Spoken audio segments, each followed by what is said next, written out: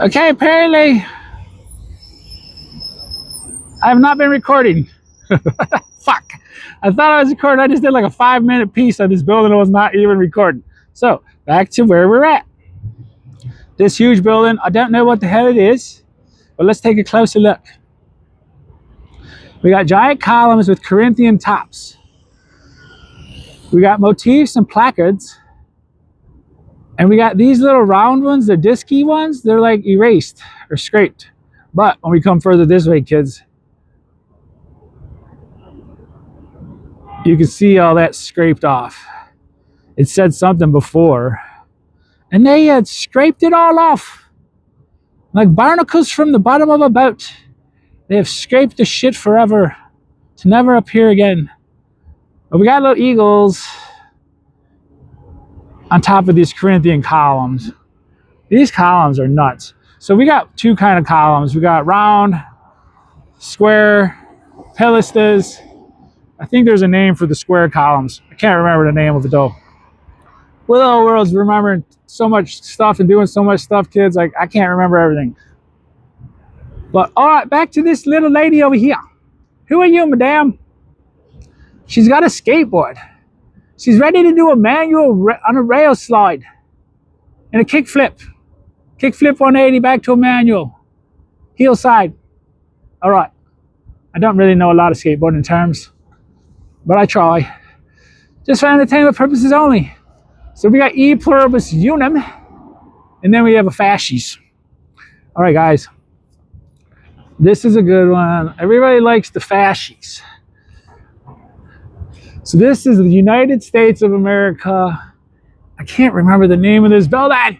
I did this building before though. It's a guy's name, and it's some kind of military court building. But look at the eagle. There's like a fasces looking thing. You can kind of see the top right there. I guess it's got the little axe head on it maybe. So I'm gonna go across the street, film this building more. I'm going in the Penobscot today, guys. That's what I'm down here for. Oh, doi. All right, here it is, guys. The Theodore Levin United States Courthouse. But we got some serious metalwork at the Theodore Levin Courthouse. I can't stop videoing. Is my speaker on? All right, we got another beauty here. Lion heads all over for days. I'm not sure what this building is. We're going to take a closer look. We'll Wanda and Ponda together, kids. Now, look at the trim work on that one. Jeez, oh, Pete. And look at the scroll work. I'm glad the sun's giving a little look.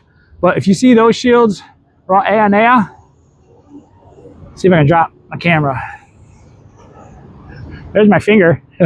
Right there. They look scraped.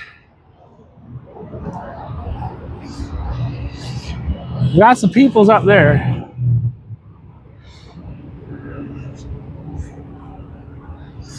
All right, so that's down that way. What is that building again? Is that the book tower? I don't know what the hell. It's the Westin down there. Westin Hotel. So look at this building's covered with white marble with all kind of crazy cuts.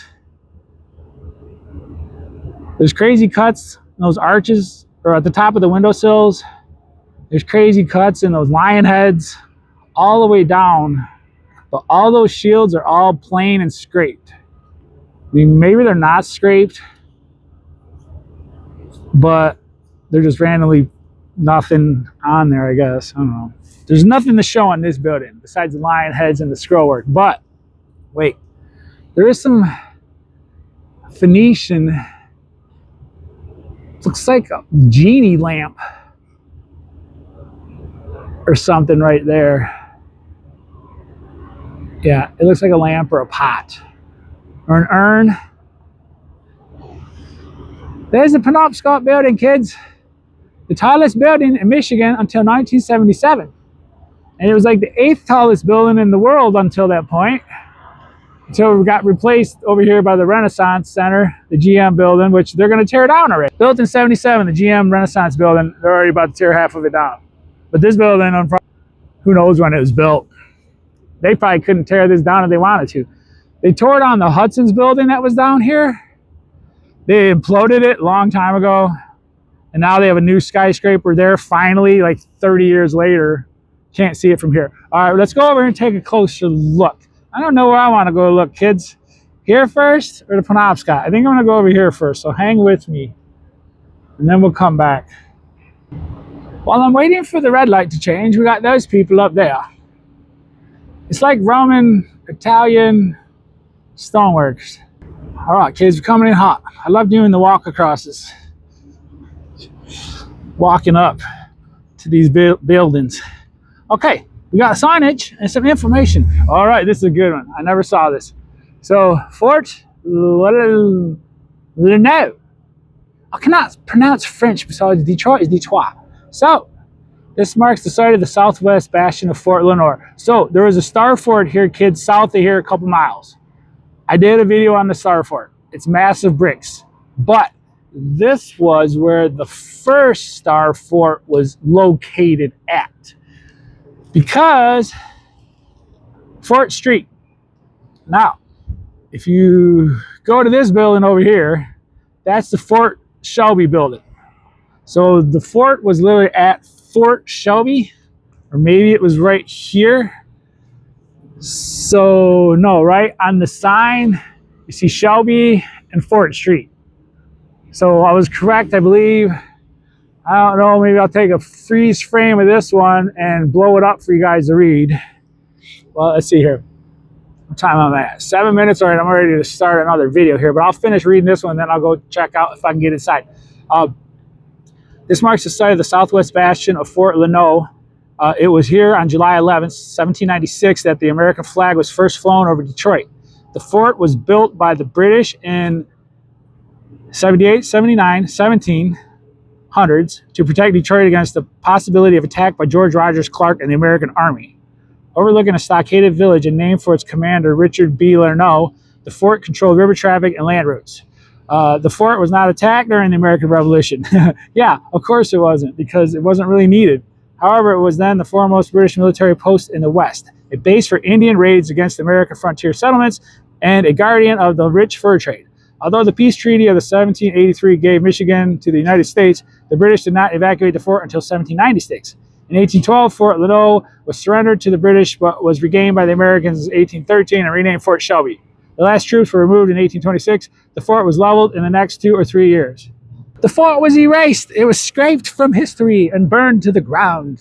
I don't know, maybe. Anyways, yeah, a lot of weird stuff going on here in Detroit. Guys didn't mind me reading that to you.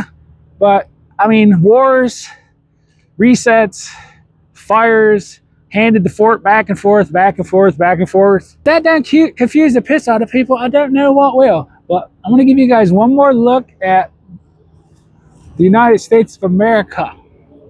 Courthouse building over here. The Theodore Levin, sorry, he's looking at my face. The Theodore Levin Courthouse. Remember, kids, one and done. I'm not editing shit. Well, I mean, I will if it's really bad. Pledge allegiance to the founders of the Americans. And we got more peoples up here. Again, this shit is all over Detroit. Industrial. You got a tractor. Got some guys having dinner in the middle, maybe a meeting. Got some farmers. What happened? What happened to these peoples? They seem very peaceful. I don't see nobody fighting in these motifs. I don't see anybody fighting or wrangling around in these motifs, guys. All right, guys.